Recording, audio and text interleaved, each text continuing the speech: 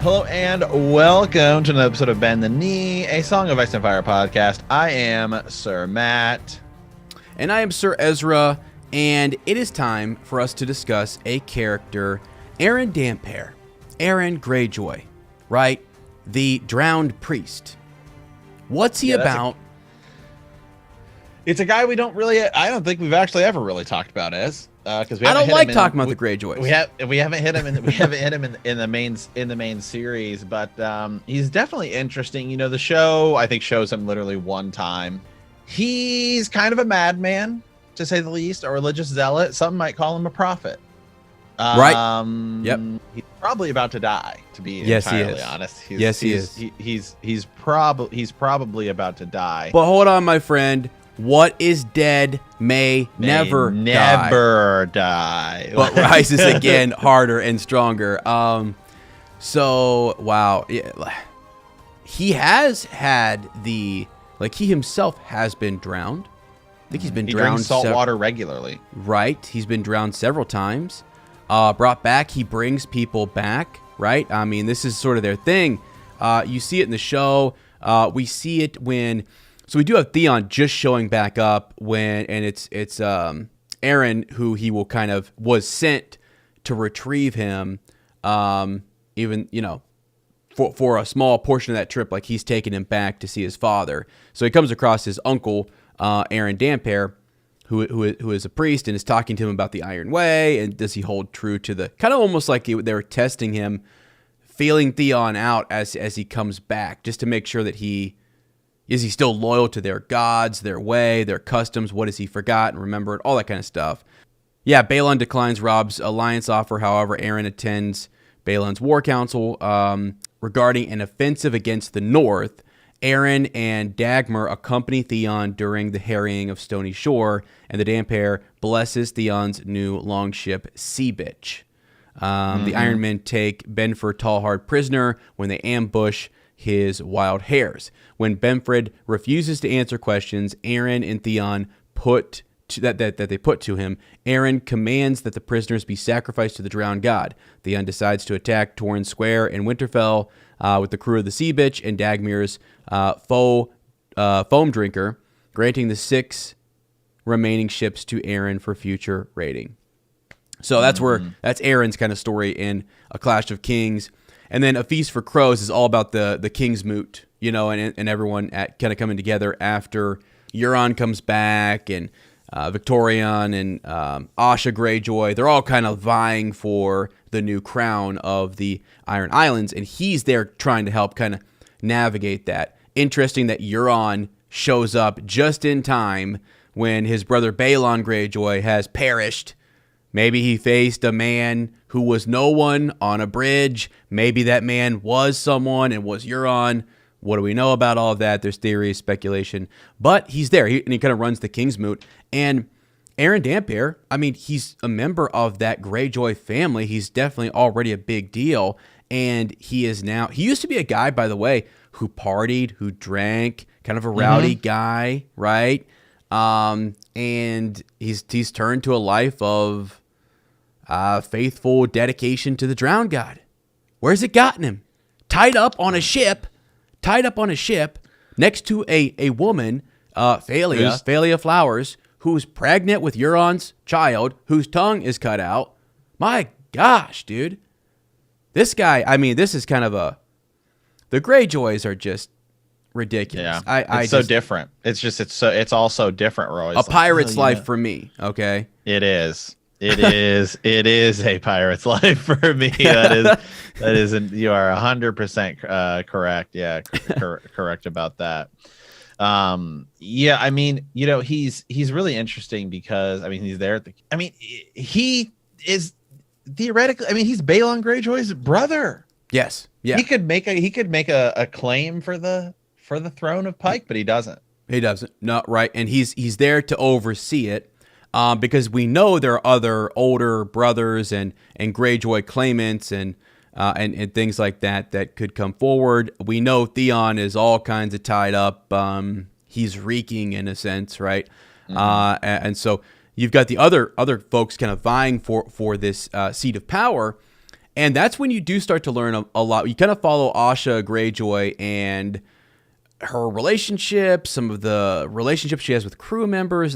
Christopher Botley is I think his name, Christopher Botley, who I kind of forget about. Like that Greyjoy storyline, I do sometimes. I don't mention it as much, but we've been challenged to kind of talk about characters that aren't our favorites necessarily, and it is interesting. It's going to be really important, though. Actually, the Greyjoys are going to have a sneaky importance. We already know that Euron is significantly important. The Iron Fleet that's going to Dany is important. Asha Greyjoy and Theon being with Stannis captured there, that's important. So we do need to pay attention to them and figure out what the heck is actually going on. I love what the show did with Theon. I absolutely loved that. But I don't like what they did with Euron. No. That doesn't seem even consistent at all. He's a sorcerer, man. Euron's a freaking sorcerer. And the thing is, dude, Aeron Damphair is like always this guy preaching for the power of the drowned god and what it could do, what it could mean. And what Euron has figured out is it's the blood of these religious people. It's just blood in general. Maybe certain types of blood, king's blood or priest blood, is important in magical rituals or something like that, because he's using a lot of it, and he's having his brother drink. What is it? The Shade of the Evening, right? He's having him drink that, and he's got other priests who he's cut their tongues out. He's got. At one point, didn't he have? I'm not sure if it's Pyat Pri or not, but he's got some of those guys from Karth there. Yep. Supposedly, he was in and around Karth during the time that Dany was moving through and heard about the rumors of her. So that's Euron. And we talk about Euron because Euron has Aeron in his ship, the Silence, right now, according to the Winds of Winter release chapters. But do you think he's gonna die? I think he is already dead. Therefore, Really? He may never die. But I think they may try to. I think he may be just completely, brutally, almost like sacrificed in like his energy, his spirit, or his blood used by his brother. I'm not so sure though that. I think what Euron is trying to do is to get. I think he wants his brother to be at his side and believe in him, but Aeron was very much against him at the King's Moot, and that's why in A Dance of Dragons he disappears. He's taken. He's actually stolen, kidnapped, and the other Aeron's men, those loyalists around him, don't know where he's at, and they're trying to find him. They can't find him. That's when that Winds of Winter chapter revealed that he's actually been kidnapped by his brother, and he's being held hostage. Now, what it looks like is he's trying to turn his brother, either use him for a sacrifice or like a ritual, or he's trying to turn him and convert him to be his follower, maybe his main priest who goes out and preaches and prophesies about the coming of this whatever it is that Euron's trying to turn himself into. You kind of need something like, even in the Wheel of Time, you'll have people who go forward into the land and they preach about the dragon and how he has returned and he's come again, right? You have those ministers who go out and they, like R'hllor, right? R'hllor has priests and priestesses who go out and they minister about the power of the Red God. Everyone kind of believes that Euron wants to be a godlike figure, so he may need a priest, his brother, who would go preach his doctrine or his coming and make those people fear. So I think... And you don't think Aeron Damphair wouldn't... I think he'd totally believe that Euron is the real... I think after this... has become the Kraken. Right, but right now, I mean, he's still scolding his brother and still telling him that the drowned god's going to have... Aeron still is a believer in the drowned god. He wants to separate him from his beliefs of the drowned god and take it further. I'm a god. Like I need a priest. Basically almost like you're going to, kind of when Melisandre takes Stannis and says, look into the flames, he sees something. Now he's a believer. He used to worship the Seven. Now he's a R'hllor guy. Could we take someone like Damphair and do the same thing with him? What is it that he would need to see? I don't know. The problem is, though, he's got him tied up out here in front of the ship. And I think he's just trying to break his spirit. And there's some nasty stuff in that chapter about just abuse and things that happen to younger siblings, and just in the Greyjoy household, and Euron just being a nasty dude, man. Just a not good at all. Ruthless. So I don't know. That's kind of what I think's happening. I could see him dying for sure, but the fact that he's held on this long and he's just sort of like he might just be torturing. Yeah, like he could be somebody who comes back and is like almost like that, like a spooky, scary priest who we saw him before preaching about the drowned god, but now he's got powers. Now it's almost like Euron kind of has elevated this brother who's devout to him, who's bound to him. I don't know. I kind of think a god needs that his minister, his priest, to go out and to kind of spread, his message. He may want his brother to take that role, but he's going to have to break him first. He seems to be using the other priest for their actual abilities. I don't know that Aeron has any real abilities other than he can drown you in water and then resuscitate you, bring you back to life. And I think he's showing him that the drowned god is not answering your prayers, but I will. And it's like, oh shit. So other than, I think he's probably going to die, but if he doesn't, you think his role going forward is to just be that guy by the side of Euron, preaching, helping spread the religion of the possibly oncoming Euron Greyjoy onslaught of who knows what. We may actually even see him, like one of the chapters might be that Aeron is he's tied to that ship, he's going through torture, and then you might get a quick little scene where Euron says, take him down to the we see him go away, and we don't encounter him for a while, but then when he steps back on the stage, it's a very Lady Stoneheart-like thing. We don't recognize him anymore. He's evil. He all of a sudden the conversion happened off page, and he steps back as a figure that's as almost as scary as his brother, not as powerful, but as his mouthpiece or something. I think that would be cool. I don't know if that's what they're going to do, what George is going to do or not, but who knows? I really don't know. He also could be using his brother when he goes back to the Iron Islands to show them that your drowned god, your main priest, Aeron Damphair, is nothing. He is no more. Your God didn't save him. You need to put your faith and your trust in me. He may just be using him as an example to unite his own people around him. And I think that would be kind of interesting, right? For him to, or convincing. Convincing. Right.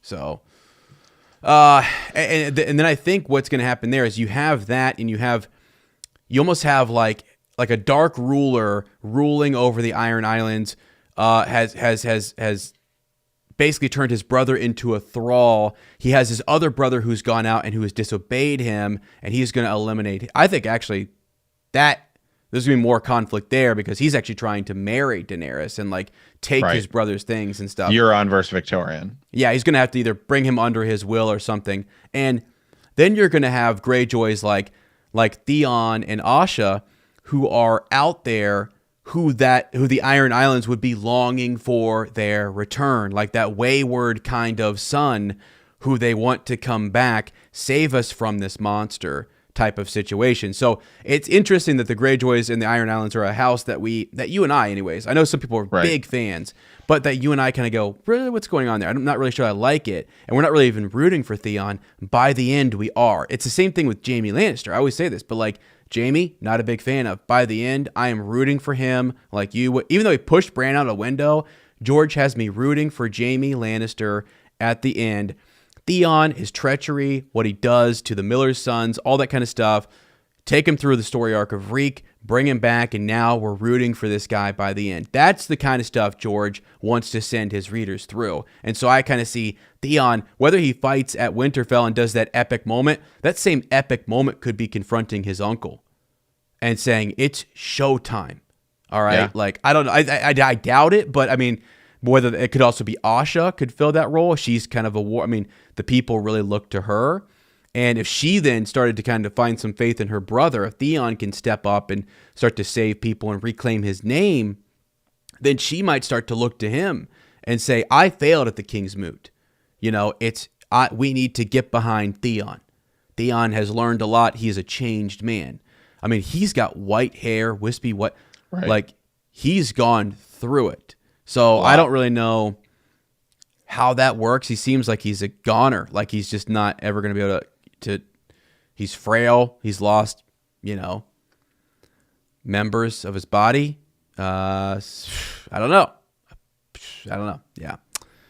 So I think that would be kind of where I see some of the Greyjoy arc going. I think Euron's is going to go a bit further. I actually think that is one of the story arcs, though, that is getting carried away. Kind of. I think Euron might be the end game.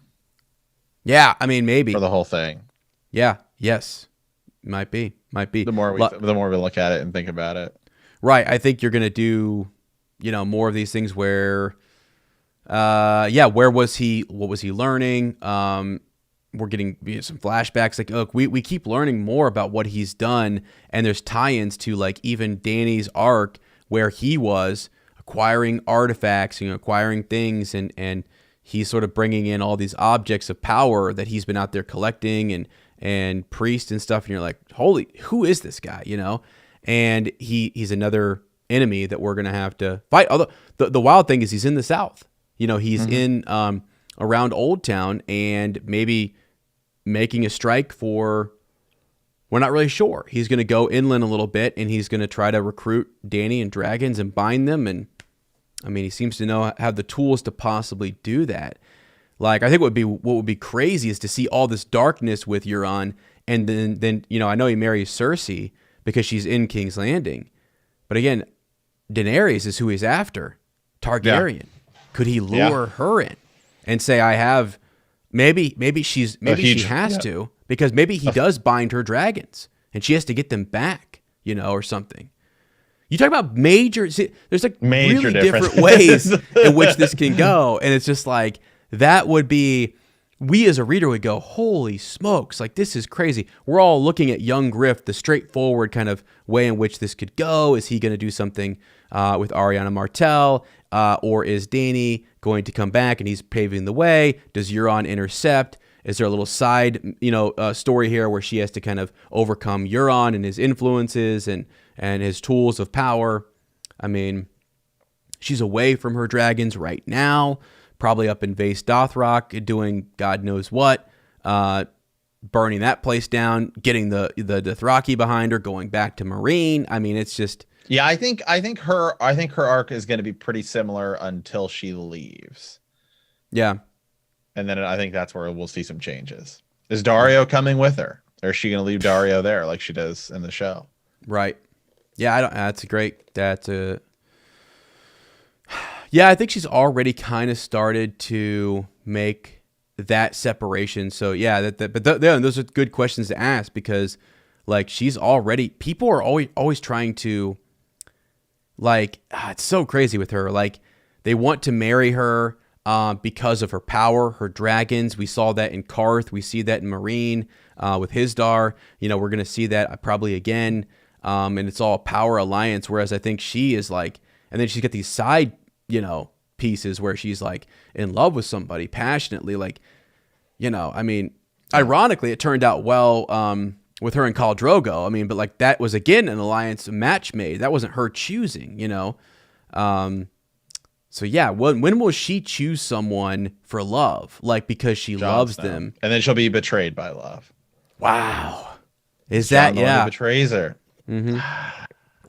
I know we were talking just last night in our hangout. A lot of folks don't think that Jon and Dany are going to get together and be together like they are in the show. I could see that, but I also could see her falling for him. I could. I don't think so. Is Jon the Mummer's dragon? Oh my gosh. Is she the Mummer's dragon? Oh my gosh. She might be a fake. She's a deep fake, man. Yeah. So, it's funny how a conversation about Aeron Damphair can lead us in these directions. You think about where he's at right now. I mean, he's literally on the front of a ship, right? Next to a dead, basically. Well, she's not dead yet, but yeah, next to a woman with her tongue cut out, sacrificed. And I mean, so things do not seem like they're going well for him. No, and I think, it's like the idea is that he's next to a villain. I would love to see what people think is like as Sir Matt said, what is going to happen to him? Is he going to die? Is he going to be someone who's a thrall to his brother? He's converted, or is he someone that is nearby? Like, let's say this Euron thing happens and she's convinced or swayed or persuaded to make a union with Euron. Then is the Damphair still in the cells somewhere, and they get word out that everything he's telling you is a lie. Like, he's kind of like we the reader are going, Danny, what are you doing?